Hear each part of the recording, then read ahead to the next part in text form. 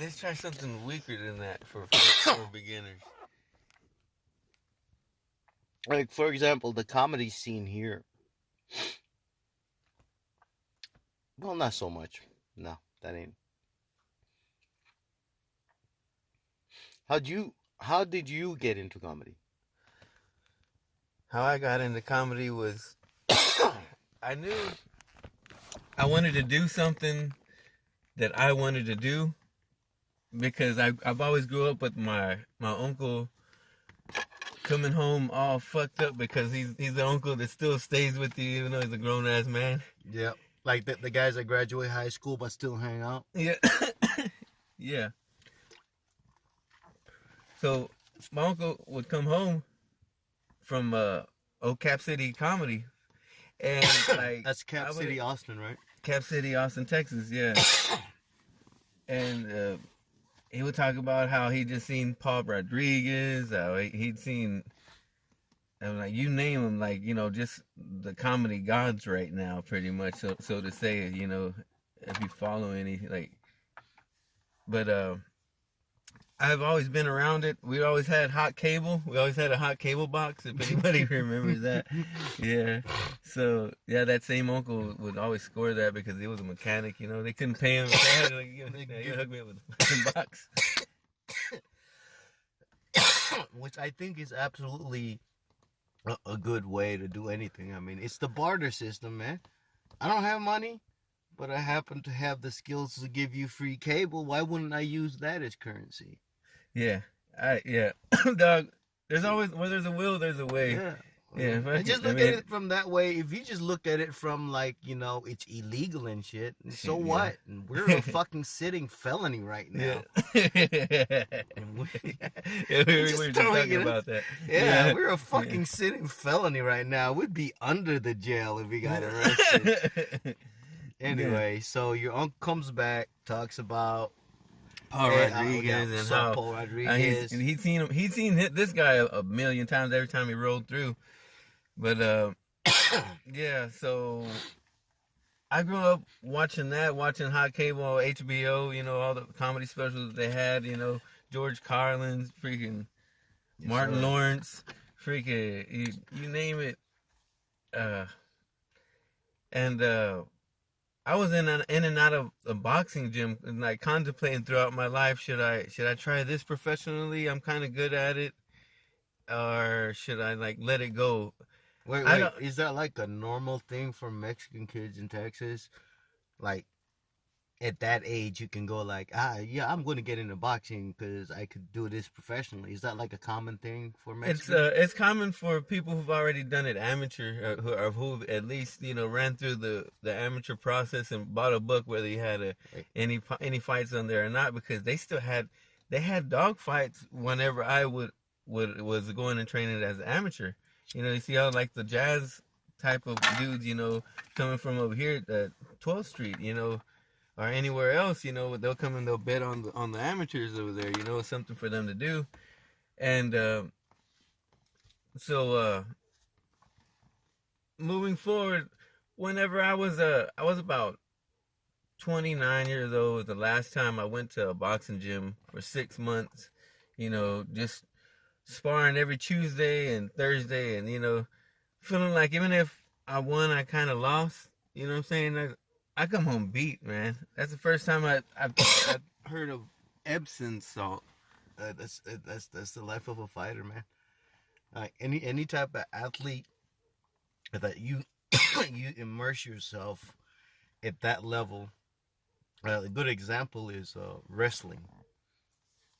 Like when we're growing up and you wrestle, wrestlers for the most part did not get in trouble because the wrestler trains so much that at the end of the school day and the end of practice, all he wants to do is eat and go to sleep. Yeah, I hear you, man. That's your life. Yeah.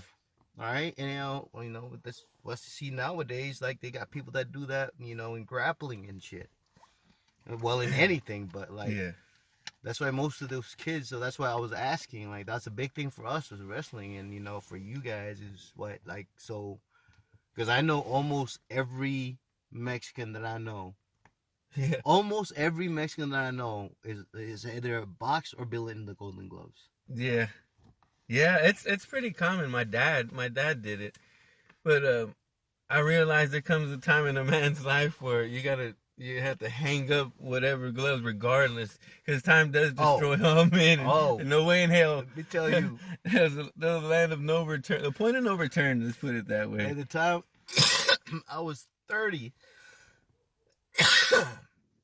and I was playing with this idea of getting into the fight game, and at that point in time, there was this big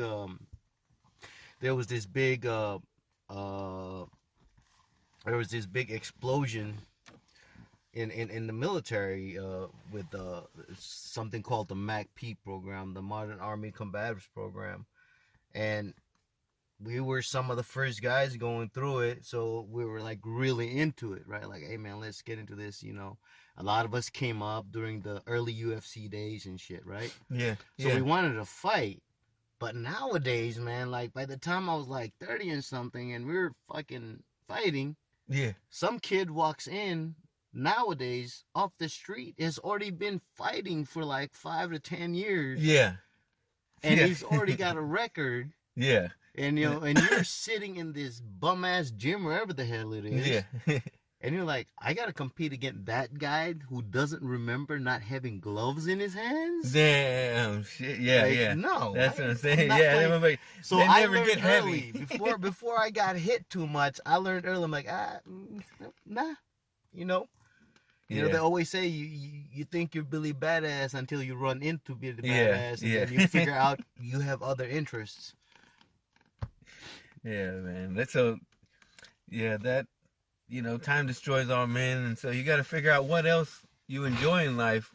You know, I always felt like I had to touch whatever I loved so much. You know, I had to feel a taste. I couldn't just watch a boxing match without at least tasting an ass whooping myself, because I mean that sounds like a pussy ass motherfucking thing to do. You know, and that's what I felt at the time. So now like, what's the next thing? It's just the bravery and the courage to go up there and, you know, speak publicly. Yeah. But be natural. And what better way to do it is crack jokes, because I'm from the hood, man. I had big ears and buck teeth. I had to learn how to talk shit, and I had to learn how to throw hands. I was like, shit, you get eaten up. You know what I mean? So I mean, you had to roll with it, or you know, or just staying inside. Fuck all that shit. I was into all the vandalism and shit. We get into that shit later, but yeah. So it's just, I think like any comic has to run through a rough patch or two in their life, you know, to have a way of expressing themselves in a way, but at the same time, you know, just enjoy it, and maybe possibly, you know, change somebody else's life, or touch somebody else in a way, because that's one of the easiest ways that you can like actually get a group together and listen, you know, for a second. If you got those 3 minutes, 4 minutes at an open mic, you catch that crowd for the first 30 seconds, the rest of that, you know, you got their full attention, no matter what the fuck it is. Yeah. I mean, I do understand that we are here as comedians, and me being very, very new to it. The reason we're here as comedians is to entertain other people. But in the same breath as we're here to entertain other people, we're here because we enjoy it, and we enjoy the fact that we're gonna sculpt some type of tragedy in our life. Me personally, that's why I'm getting into comedy. Some type of hardship in our life that I survived, and somehow find some humor in it. You know, like. It's a better way to put it. It's always, you always gotta look back, man, because like I think back, the best times I've ever had that I can remember were not the best times when I was there. Yeah. All right, like you know, we'll get to all of that later, but like I'm just saying, like, you know, Like you see the best and the worst come out of people in like dire situations. Yeah. When your life is on the line, right? You're gonna see the best and the worst of people, right? And then at that point, you can really make up your mind. Like, honestly, I got into comedy because I just realized that there was so much crap that I saw negative in the world, and I wanted to see something different. Now I realize that I have so many views on a lot of other things, so I'm like, I'll go out and get into comedy. And in the beginning, my first couple nights when we was hanging out, I was just about being in comedy, and now I'm realizing that I'm finding myself. So what I'm gonna do is I'm gonna get up there, and I'm gonna present the information that I have, that I find humor in my life. Yeah. I'm just gonna present it. Yeah, That's my whole point, is I'm going to present it. And then the audience makes the decision on whether it's funny or not. Yeah. So that way, if I'm looking at it from that standpoint, I don't have any bombs. Yeah. This is not my audience next. This Yeah. is not my audience next. And then until the point that I'm like, finally somebody kind of like, oh, I see what he's talking about. Yeah. And then if they do get it, okay, great. If they don't get it, somebody still heard what I thought about something before I die. Yeah. You know what I mean? Yeah.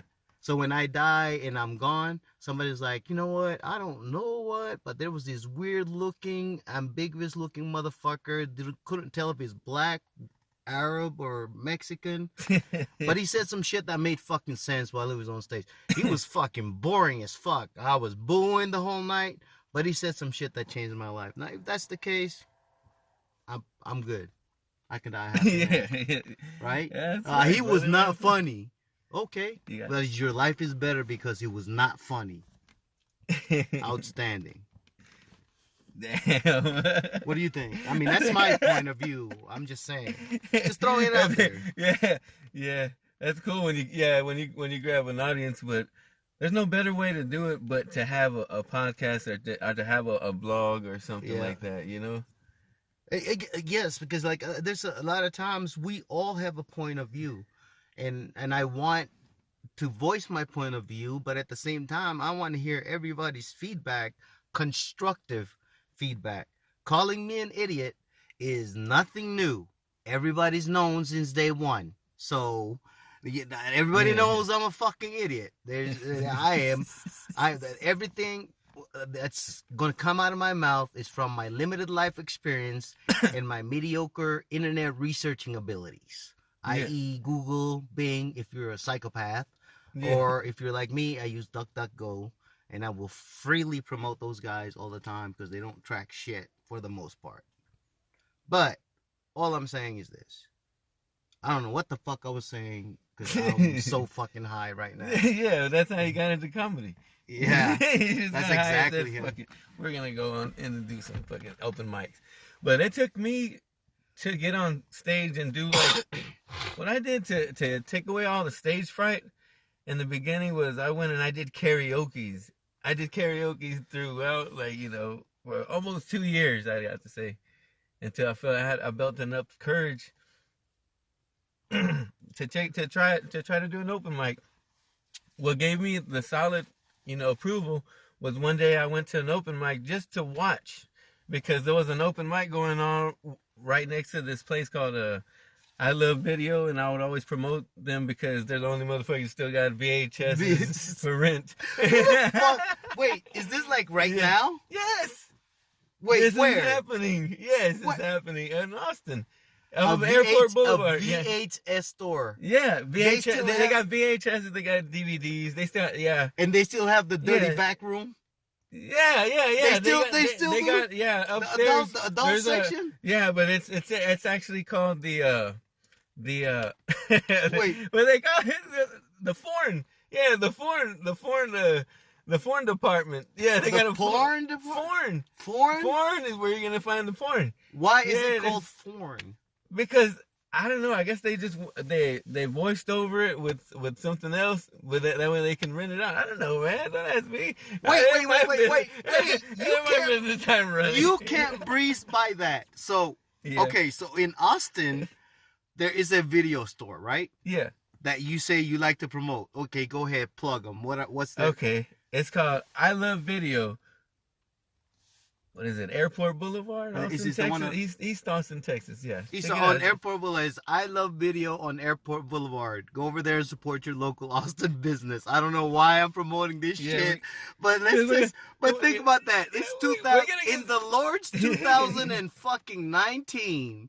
There's a VHS store that you can still go rent. Yeah. Buy. They want them motherfuckers back. Oh, hey, please be kind. Rewind, motherfucker. Right? They still have a store in Austin that has VHS, and they section, the adult section, they can't even call it porn. I thought he was speaking because of his fucked up Mexican accent. He said, the porn section. Wait. Porn section, right? You can rewind this. Foreign. The foreign, Wait, yeah. so you go Yeah, like up, if someone's from Palau, you might want to look in the Palau section. You got it's there's Palau there's section. flies all over the bitch's stomach. Hey, man, it's porn. It's porn. It's porn. But yeah, like, you know what I'm saying? that's crazy. That's their style. That's just crazy. Like, that's fucking crazy. They still have a video store. Anyway, back to your uncle. I just wanted to fuck. Oh my god, Uncle, what the fuck? We already passed that. We're already back into the reason why I did comedy. Oh, Yeah. oh, yeah. Wait, yeah, uncle. Damn, we already left that. He used to come home. Yeah. Yeah. But shit, man. So you promote this shit, and you go next door, and there's an open mic. Yeah, there's an open mic.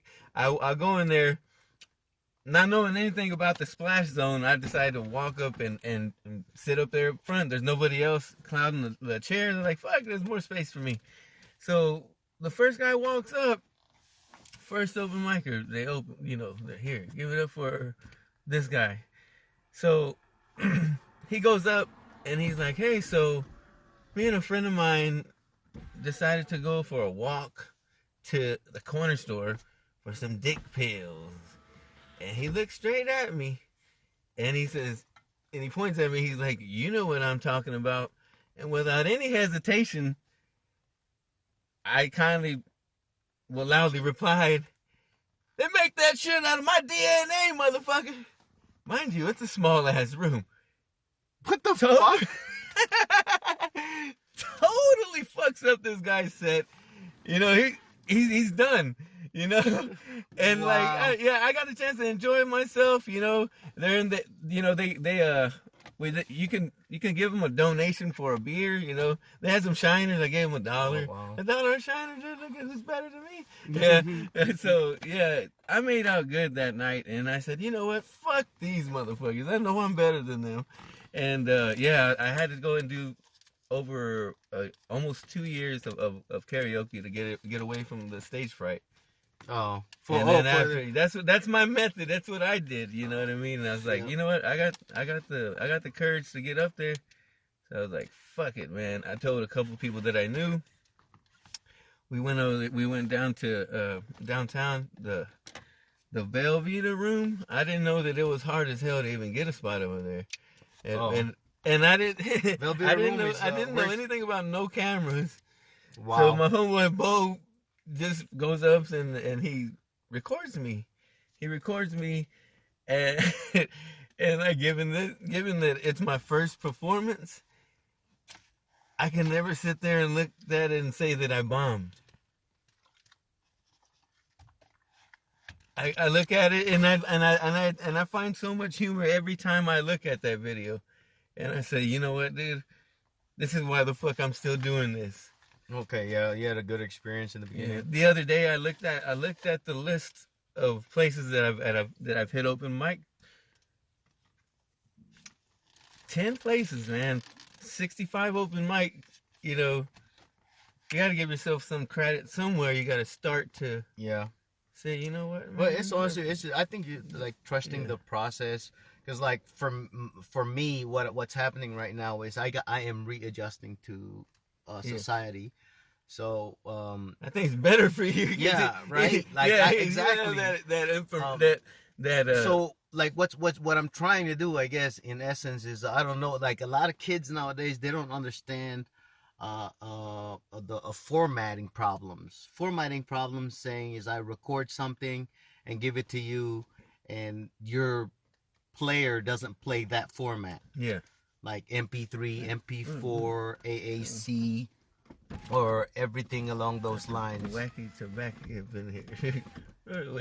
You know, that's you know, if you look at it from that point of view, me, I am like translating my entire life into a language that the regular person can understand. Yeah. I think that's what I'm trying to do. Dog. Man, but the sky's the limit for that, dude. And you know like, what I mean? Yeah, so that way, if I look at it from that point of view, I can't fail, because me telling a story about my life is not wrong. It's my life.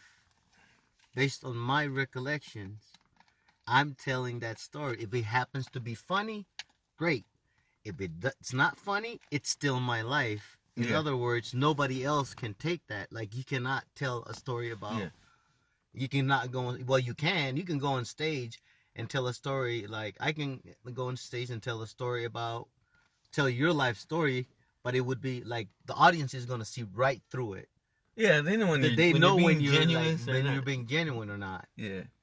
Like, if you're up there, if I go up there and I repeat every Dave Chappelle joke that I'm rich, bitch, or to like all this stuff all the way, everybody's gonna know. Kills like, me. Yeah. And it kills me when people do that. Like, I got it, you know, I understand. Like, you know, you have favorites and everything, and they're gonna affect you, and you're gonna. I know now I sound like certain individuals.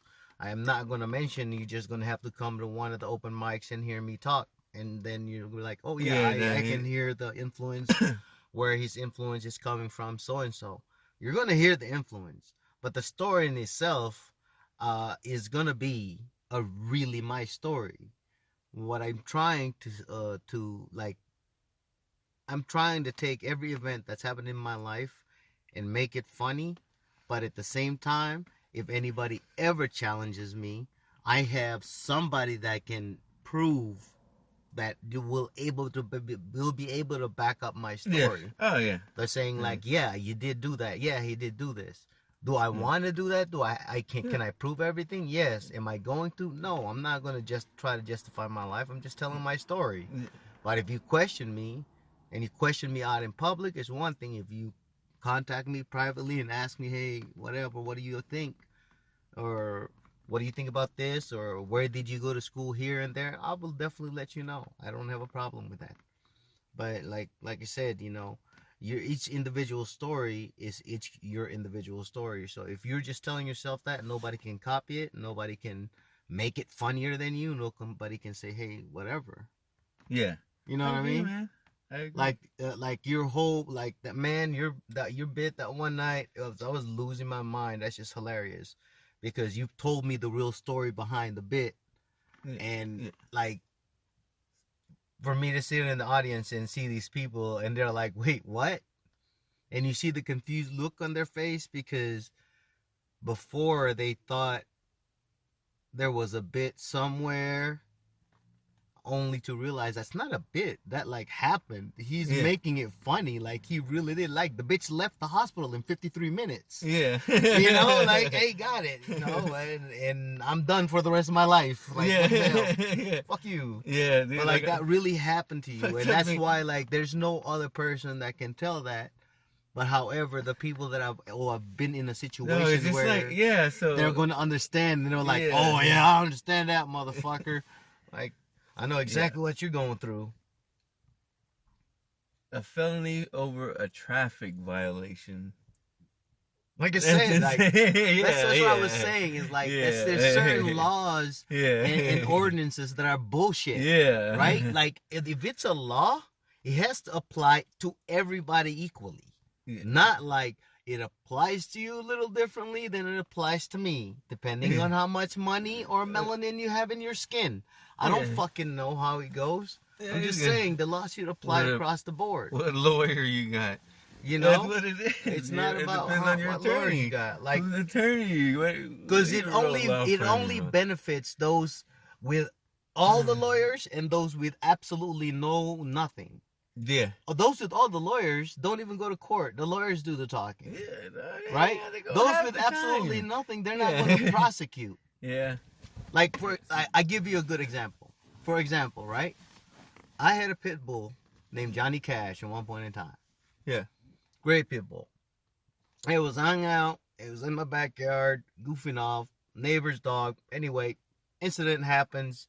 My dog is out and about running around. Yeah. I got fined a stupid amount of money for animal at large. Yeah. Yeah. I think I heard right? Yeah. Like, so I got fined for my dog running around in public and me going to get him. Yeah. Yet, the damn homeless guy under the goddamn bridge or overpass right here has a dog with no rabies collar, ticks, and everything under the sun. And as a matter of fact, I seen a cop give him coffee one fucking morning and didn't fucking give him a ticket for the goddamn dog. How the hell does he get his fucking immunizations? Because I can't afford that shit. What the fuck, man? God. Like I said, laws have to apply to everybody. Like, whoever the so-called victim, I'm using air quotes, of said crime, again, I'm using air quotes, that you committed, they should be held to the same fucking laws. Yeah. Because unless he stayed exactly still, technically she still would have left the scene of the crime. But we're not going to get into that right now. Yeah. Things are still in the department. God damn, man. Just saying, man. That ought to be a bit. Hey, that sounded almost like a bit. It sounded almost like a motherfucking bit. Hey, damn. Shit. Yeah, that's fucking crazy, man. With all the apps and stuff, man, I was doing this shit fucking just pen and pad the whole time. Yeah, I had a laptop, but I only typed like 2 pages of whatever I felt. But I didn't feel like it came to me quick enough. You know what I mean? Exactly. Like, you gotta have something. I'm telling you, if it wasn't for that voice to fucking text thing of whatever app, any app you could do, or Google Speak or whatever phone you have, if it wasn't for the voice to text, I wouldn't be doing comedy. There's no fucking way. You hear me talk right like now, Stanford and Son, dude. My fucking brain is moving at a mile a fucking minute right now. If I'm trying to write what I'm talking about right now, do you think you can write that fast? Or type? No. Fuck no, man. I tried that. I go over it and I'm like, dude, I can't erase the pains. Yeah, right. So I just keep talking, man, and just be like, I'm just looking for a reason to be an excellent editor. Loud, right? Like your speakers are. But like, I'm like, I don't want to be as an editor, right? Like, I mean, I want to be a writer, but it turns out me being a writer means just me being a really good editor. Yeah. Like, I just blah, blah, blah, blah, like word vomit. And then when I'm done with the word vomit, I'm sitting there for the next 3 days editing it. You know, like, oh, okay, maybe I need to move this premise here or whatever. Or I like this story, you can move it around. You know what I mean? Yeah. Because sometimes when you write, different ideas for different things come at different times. Yeah, dude. There's always a time for everything. Right? Like, everyone has their specific chapter that they're at in their own right now throughout their life. I mean, you yourself, you're from what? Palau. You're Palau, yeah. That's Republic of Palau, yeah. Man, and it's just like the growing up and coming up on your way over here is just, that's a total different story. Yeah. Man. It is, and it's, the weirdest thing is, the way we grew up, I'm learning to be really different, is the way we grew up is, like, it's cool to be cool, whatever. Yeah. But, you know, everybody has hard times. So whatever you're doing, whatever your story is, somebody has a harder life. So just be the best you can be. Yeah. So at no point in time, up until literally recently, like recently, like me getting into comedy the last couple months recently, Yeah. I've always thought of like, well, my story's not different. Yeah. It's not, you know. There's because every last one of us. That's how most of us come to the U.S. We join the military and all that stuff. Yeah. Like, so it's I didn't think it was unique enough, or I didn't care. But I grew. Now I'm realizing that when I say something about where I grew up, most people look at me like, "Get the fuck out of here." Yeah. You didn't have electricity growing up, really? You didn't have. I'm like, no, like I remember when we got a generator. I remember when they put. I remember my phone number was only 3 numbers when I was a kid. Our island is so small. That's crazy, man. I just don't like in the beginning. I'm all. I want to be proud about where I'm from. I want to brag about the things, but at the same time, there's people from where I'm from that have done so much more than I will ever accomplish. Yeah, so you feel like I'm downplaying it. Right? It's not so much that I'm downplaying it, but I'm more like, let me just tell my story, right? Yeah, like, that's it. Just my story. Let me just say, like, hey, man, this is what I had to go through, and if anybody can relate to it, and it's cool, and somebody finds it funny, great. Somebody thinks it helps them. I don't know how, but if it does, great. Yeah. If not, then I hang out with cool people and we partake